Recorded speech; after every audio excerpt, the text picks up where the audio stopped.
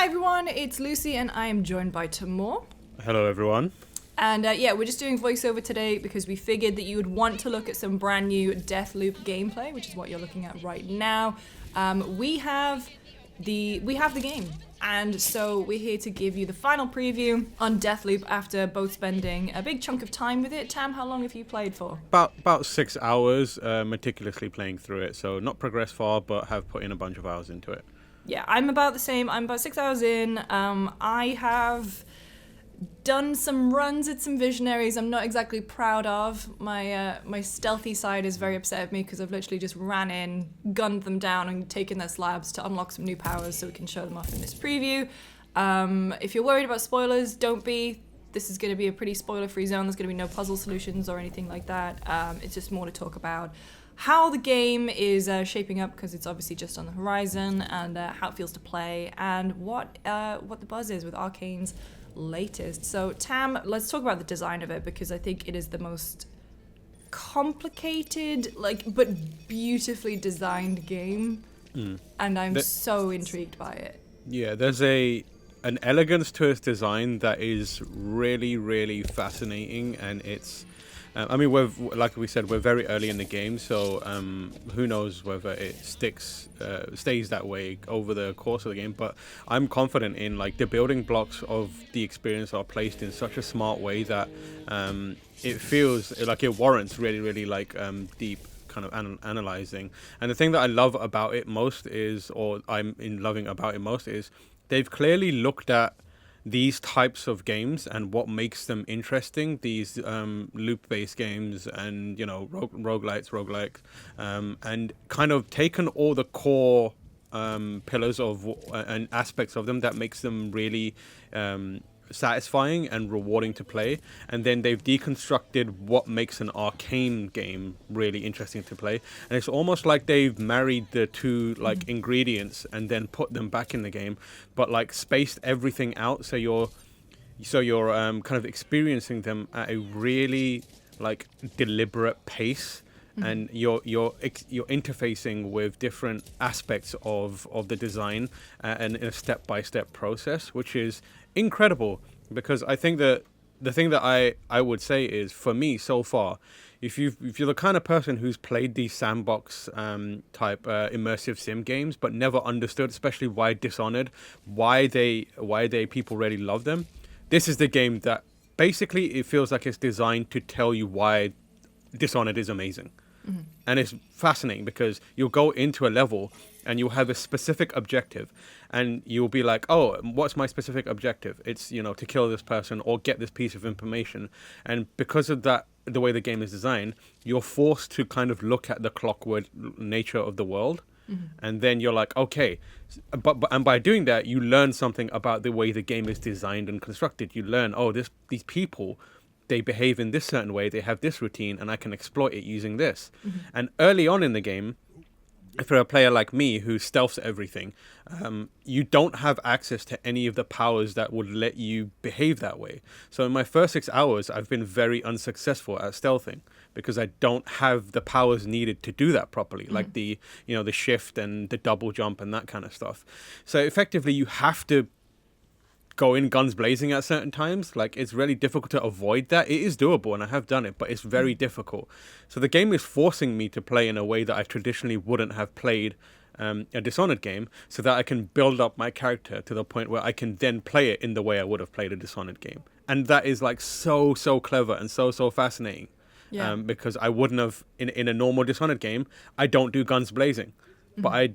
And so that means I've played those two games without firing most of the guns in the game or killing most of the people in the games. But here I have to do it.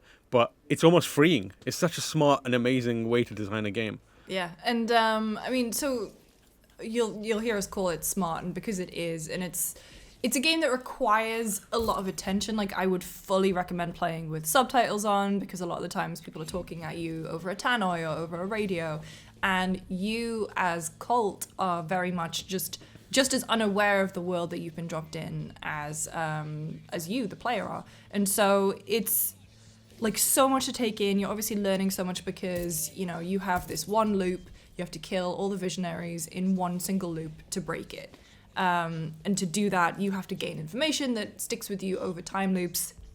And that's also like your arsenal, right? Is like you get powers, you get weapons, you get trinkets that kind of build up your character. And so in order to keep those over loops, one of the early missions has you investigate a way to hold on to things over loops. And like once you start doing that, you start investing in yourself as a character, your weapons and your loadout, by kind of finding this stuff called residuum, and then you kind of, so it's like no loop is ever wasted, because you can go and you can say, oh, I'm going to find this piece of information, I'm going to find this door key, or I'm going to kill this visionary and get their slab. And if you kill the visionaries over and over again, you get the slabs, and that powers up that ability. And so everything in there is just really smart nudges to never feel like you as the player are languishing. And it also just like, it feels so good. Like it looks gorgeous, and I mean, like the Void engine has always been beautiful, and I think as well, particularly Arkane games have such a very distinct, like they have such fantastic art direction. And I think Deathloop in particular, it's like that 60s sci-fi with the oranges, and the music in it is also great. But like the Void engine looks great, and it also feels so nice. And I like DualSense integration is never the be all and end all. I think it's a really cool thing. It's like really cool to have. But like weapons feel great, and it's weird. Like you were talking about it earlier. It's like you never really approach an Arkane game like this with guns blazing. But I found myself doing it more. Not just because it's like, oh, this is just a quick loop, I'll go in, I can't be bothered stealthing, I'm just gonna go and kill everyone, and then I'll just grab something and leave. It's because the weapons like feel genuinely really good. And now that I have a few more powers than you do, I have Shift, which is basically blink, I have Havoc, which is you take less damage, you deal more damage. I have Ether, which makes you go a little bit invisible, and then I also have Nexus, which chains people together, and then if you kill one, you kill all. And so now I could just jump in with those, and I'm having like the mix of them. I'm just having a blast. Yeah, I think the thing that I love about this approach is it encourages you to look at, like I said earlier, like you take strategies that you ordinarily wouldn't, and it kind of lays bare the world itself. And the whole point, like you said, is to gain an understanding of how everything works in the world, to the point where you are able to do one continuous loop through all the environments of the game at all the time periods of the day and kill every visionary. And the way it does that is kind of like how I would play a stealth game or something like a Hitman, where you go into it and you kind of you chunk the level in your mind, where it's like, this is my current objective, I'm going to focus on this, and then I'm going to come at it from every perspective possible to see how it all ticks. And then once you have an understanding of that, you kind of gain a mastery over it, and then you move on. It's weird, but it's kind of like doing a fighting game combo, especially a long one, where fighting game combos, there are a lot of button presses, and the way you get good at that is you break it down. You do the quarter circle punch, and then you figure out the timing on how long you wait for the next punch to come in to keep the juggle going, and then you keep adding more to it until you've got the full combo completed. And that's what this whole game is about. It's like go in with one objective, think about it here, look at every parameter that's available to you, master it, and then move on to the next part of it. And at the end, like I assume, it's going to be so satisfying to put all those pieces together and then do one quick run through it. And I am so like, I can't stop. It's one of those games where it's like I can't stop thinking about it, and I want to keep playing it. And I'm annoyed that when I'm not playing it, I should be playing it. It is like the Sleeping Dogs. Why do you not have pork bun in your hand? I always want Deathloop in my hand. One of the visionaries that you go after is Harriet, and like I was messaging you last night, and we were like, well, how did you do it? And I was like, oh, I did this, and this, and you were like, well, I did something completely different that I didn't even consider did the doing. Smart thing. I did a thing which was incredibly reckless, and I was like, this might not work, but let's see what happens. And it was exactly the case of why I love Arkane games. I had an idea, and it doesn't seem like, I was like, there's no way this works, and then I tried it, and it worked, and I was like, oh, okay, cool. So now I know, like, the entire rule set of the world has changed because of what I've learned based on experimentation. And the reason I was able to do that experimentation is because I had done that area a couple times. So I knew it pretty well. And now I can come back at it with more. Next time I do it, I know that solution is there. So I don't have to worry about all these different things, like taking ages to figure it out. And I can just steamroll through it, which is really, really rewarding when you make those discoveries. Yeah, and I mean, because as well, like, there's words written on the world that kind of gently point you in certain directions. But it's like you said, it's like, it's partly me trying to forget the game language of Dishonored, and, you know, now learning the game language of Deathloop and what I can and can't interact with, what powers and abilities will work best together. And it's just like, I think one thing that's really important to mention is that, like, you never feel as though you're at a dead end, because you have 4 different maps, you have 4 different times of day, there's different things to do at different times of day, and genuinely you never feel like a block in each time is wasted. And they do very clever things as well to prevent you from getting stuck, you know, like that they outline for you, the game outlines for you to keep pointing you in the right direction without explicitly telling you what to do. So it's, yeah, I'm in love with it. Yeah, and the other thing is, like, the within each area there are big objectives that take a lot of time and investment, and there are small objectives that are just like almost like a hit of instant reward and gratification. As simple as, like, hey, just be here at this time and this door is going to be open, I've learned. And you do something like that and it feels meaningless, but actually you realize they're really important to that feeling of growth and progression and understanding, because you walk through that door and then you suddenly realize, oh, this door leads to this thing, so if I come here at this time I can get here way quicker.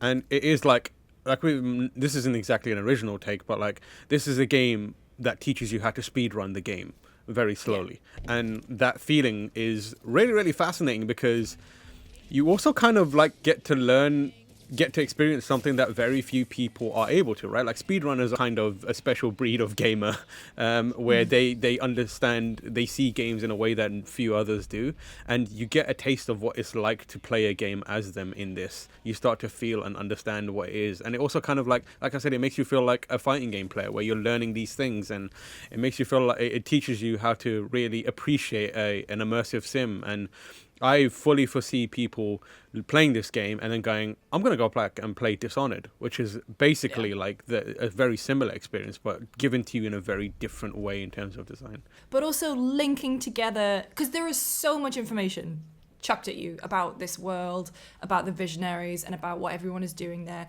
that you are piecing together. Like, I have a little notebook of stuff going on, which I don't do that for games, whereas Arkane, I feel like in Deathloop, has hit this amazing middle ground of giving you just enough, but without being too obtuse. Yeah. And so when that all comes together, it just feels amazing. And it's also, like, it's worth saying, it is a stunning game in terms of, like, how it looks, but also the weird characters that are there. And I'm doing similar things, because, like, I'm keeping track of everyone, and you learn so much about their, like, likes, dislikes, tendencies. They put it in the game, but then as like a note that you find, but then you also, when you run into a visionary and watch them for a while, you'll learn things about them, and it's worth writing those down. So in the mission that we did, which is Harriet in Carl's Bay, Harriet is this like mad cult leader, self-help guru that is like gassing her followers and doing really weird shit like that. And you learn a lot about the way she kind of thinks and behaves, and use that to your advantage. And you need to know that, because, you know, when you go to take her out, she's in her compound surrounded by a lot of followers, and if you don't know what you're doing, you can very easily find yourself getting killed over and over again. But if you take the time to learn about her, observe, and see what she's like, you can make that whole encounter so much easier. You want to be good at it, and everything the game does pushes you towards mastery, and I love it, and I'm super excited to see where it goes. I think as well, just in terms of narrative, the way that all of the systems and narrative intertwine, it is very much like the Pepe Sylvia, Charlie from It's Always Sunny with the board with the red string behind him, and then at the end just screaming like there is no Carol in HR. That's how I feel like trying to play this game and trying to. Are you reading my preview again? Carol. No, and I'm just so excited by it. Yeah. It's genuinely something very, very special. And I'm like, we didn't play the multiplayer. The multiplayer isn't turned on for us at the moment. But I'm very intrigued just to kind of go and be a menace in all my friends' games. Yeah, I think like and also we referenced my preview, but we're not going too deep into the setup or anything like that because it hasn't really changed from the last time we saw the game, which was a hands-off preview. So if you do want a more like broader look at what's going on and how it looks and that kind of stuff, you can hit up GameSpot and search for my Deathloop preview. It's there, and the same still goes from that. This is more focused on how it feels and how it fits together, and like Lucy said, I'm consumed by thoughts of it, and it is a genuinely fascinating game, and it shouldn't come as any surprise given that it's Arkane and they just seem to just put out banger after banger, but I am so glad that it is the way it is, and it feels good to be like really, really enamored and really, really like obsessed with a game again. It's been a while, so shout out to Arkane. Good job so far. Yeah, I'm loving it. All right, that's the final preview then for Deathloop. Game comes out on September 14th. For more, make sure you stay tuned to GameSpot. Head over to GameSpot.com to read Tam's preview from a couple of months ago. If you listen to GameSpot After Dark this week, our podcast, we will definitely be discussing more of Deathloop then. Actually, if you have any questions, stick them in the comments and we'll answer them on the podcast. Tam, where can people find you? You can find me on Twitter at TamoorH. Come and tell me about your favorite Arkane moments. And I'm at Lucy James Games. See you next time.